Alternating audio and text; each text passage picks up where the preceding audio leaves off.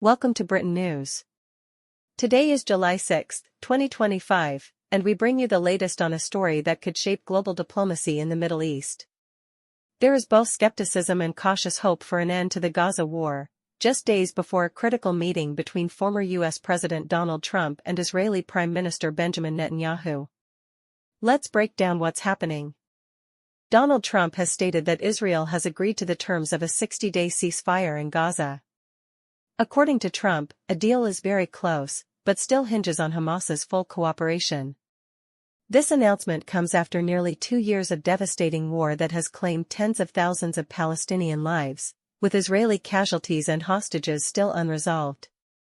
On Saturday, July 6, Israel dispatched a delegation to Qatar, where indirect negotiations with Hamas are being held, mediated by Qatar and Egypt and backed by the United States. Hamas, for its part, has signaled a positive response to the latest ceasefire draft, though key issues remain unresolved, such as the full withdrawal of Israeli troops from Gaza and guarantees for long-term peace.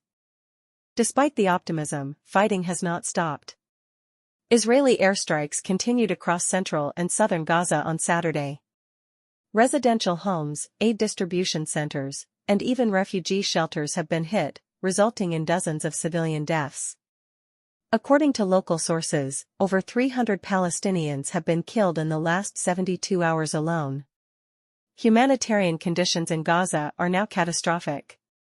Hospitals are overwhelmed. Fuel is nearly gone. Food and water are limited. The Gaza media office called the ongoing attacks a clear attempt to pressure Hamas ahead of a potential ceasefire. Many analysts are cautious. Middle East expert Omar Rahman says the language used by Israel and Trump is still too vague.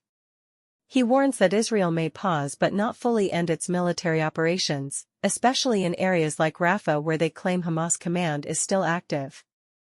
Merav Zonsign, from the International Crisis Group, says this is not yet a victory for diplomacy.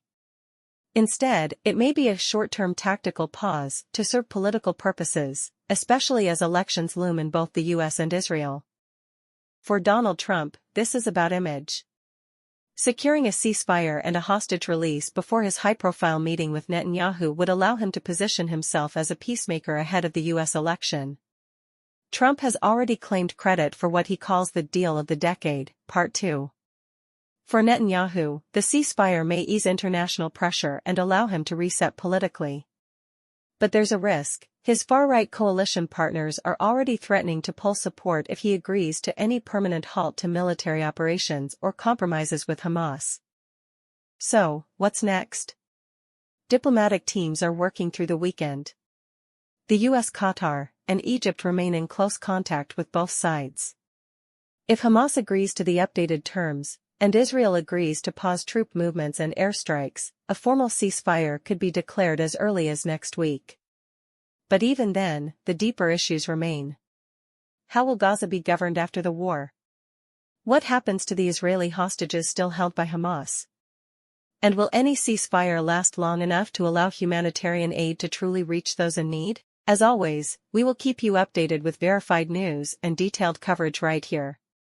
That's all for now on this critical update: skepticism and hope for end to Gaza war before Trump-Netanyahu meeting, July 6. If you found this report informative, please subscribe to Britain News. And don't forget to press the bell icon so you never miss an update. Thank you for watching. Stay informed, stay aware.